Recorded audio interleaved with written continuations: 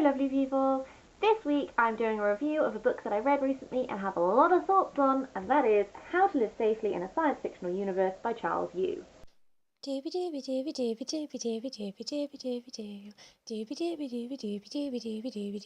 vlogs. First of all, before we dive into the review proper, just a tiny bit of housekeeping. You may notice I have a different backdrop. I have finally moved. This move which I've been talking about for ages. It's happened. I live in a flat now. It's a mess. It's literally been less than a week since I moved, so this is the only backdrop I can provide for the moment because everything is in boxes and we haven't built furniture and stuff like this. So this will be a changing thing for the time being. Hopefully it's going to evolve into something pretty. Dunno. But yes, flat is super lovely, location is super great, and I'll commence onwards now. Just as there is a bit of back and forth between my long hair, short hair videos, there might be a little bit of back and forth between new flat, old house videos. But, you know, like, you'll roll with it. You'll deal with it. I know. Right, let's talk about this book.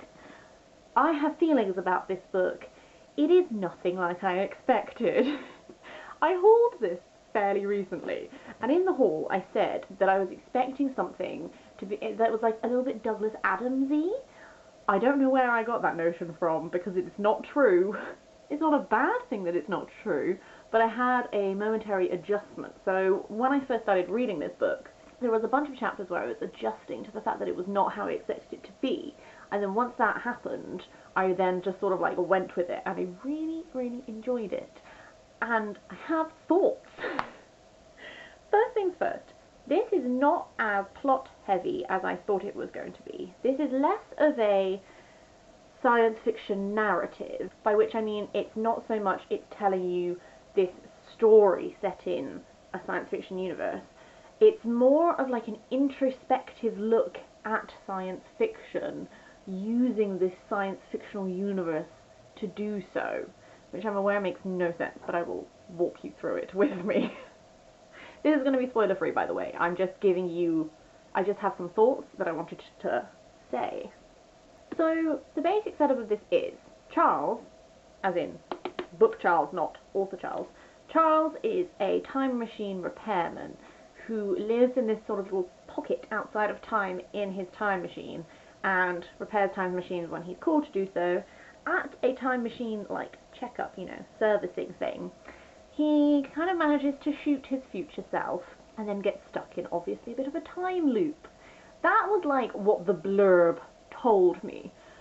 What this actually is it is a book that uses a science fictional setting to tell what is essentially a story about an examination of a father-son relationship. And it was super interesting. The narrative switches between Charles narrating his story, and then sections which are excerpts from a manual called How to Live Safely in a Science Fictional Universe. So this manual reveals to you at some point that the universe in which Charles is existing is like a created science fiction universe. Like, someone created it, abandoned it halfway through, and then these people still exist, like all the people who are in the universe are existing and living their lives, but it means that their lives are sort of affected and defined by science fiction tropes. Like, that's an aspect of this universe which is acknowledged, which is super interesting. I think one of the reasons why this is so interesting is it allows the book to examine notions of science fiction in like a conscious way. So like in this, time travel is like an industry, and it sort of looks at the way in which human nature affects the nature of the time travel industry. Like, the guy says at one point that like he's always going to have a job because humans will always want to revisit the worst moment of their life to see if they can change it, despite knowing that they can't change it, otherwise it wouldn't have happened. So you get all this like commentary on human nature, which is something that like good sci-fi does.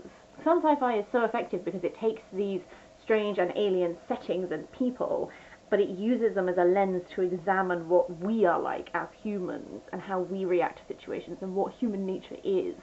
And this sort of plays around with that a bit, which is quite cool. One thing I really liked about this book relates to the How to Live Safely in a Science Fictional Universe handbook, which is present in it. This isn't really a spoiler, but it sort of becomes apparent that this handbook has been written by Charles, but the only way Charles knows about this handbook is because he gets stuck in the time loop post shooting himself, and then he discovers the manuscript. And there's this really interesting section which is sort of looking at the way in which texts are written, like the relationship between texts and their writing and their creation, and then the reading and the imparting of meaning. And I know this sounds really confusing. It kind of reminds me of postmodern ideas of writership and readership, whereby, for example, a text after it is written is not complete. The only moment a text is complete is when a reader is reading it. The reader taking in the information and assimilating the information and drawing meaning from it is what completes the text, rather than the words being printed on the page, which is like a whole postmodern concept that I sort of like touched on at university and found interesting then and find interesting now. I'm concerned this is sounding really hella confusing. What I'm going to do is I'm just going to read you a passage which I liked to sort of show you what I mean. I hope this is good. I am editing this book even as I write it, writing it as I read it. Now I am repeating myself, even as I create it. I know it is flawed and possibly even inconsistent, and yet all I can do is to go forward and see where it takes me. All I can do is to go backward and see where it takes me. All I can do is read it to see what happens to my father, what happened to him, to us, to see if it is true, to learn what I am apparently thinking right now, to learn what I will think, to see if I can make any sense out of his life. Which is what sons do for their time-travelling fathers, act as biographers for them, as science-fictional biographers, as literary executors, taking the inheritance of the contents of their fathers' lives, given to them in an unprocessed jumble, out of order and nonsensical. Sons do this for their fathers. They use their time machines and all of the technology inside, and they see if it is possible to put these contents into a story, into a life story. There is a sense in which I'm pretty sure this makes no sense. I don't know where this is going. I don't know how it ends. Like, this whole let's use science fiction as a lens to tell the story of a man's complicated relationship with his father, I was super into. Like, that, if you told me that's what this book was, I don't know if I would have picked it up to read it. But now that I have read it, I'm really glad I did, because I personally really enjoyed it. I can see how, if you are like a big sci-fi fan, maybe this isn't what you're looking for, because maybe this is not enough of a narrative for you. But I just really liked this weird mingling of what is a very intimate and internal story about a guy navigating this relationship with his father, and then what is like a cool big thing, which is like, here's some science fiction time travel stuff. I don't know. It was very interesting. I think I'm going to leave this review here, because I'm concerned that I'm getting into like rambly, nonsensical territory. But suffice to say, this was nowhere near as plot heavy as I expected, and yet I enjoyed it far more than I expected. It's become one of those books that I sort of ponder upon and think about, and I just generally super duper actually enjoyed it. So these are all my thoughts on you. You were good. A good egg. I liked it. I'd recommend it if any of what I have said sounds interesting to you. If you are more of a classic, I like my books to just tell me a plot type thing, maybe it's not for you. However, if you're remotely curious, check it out. Hope you enjoy it. Hope you're having a super lovely week. Hopefully the next time you see me, all of this will be more ordered. Until then, have a lovely day.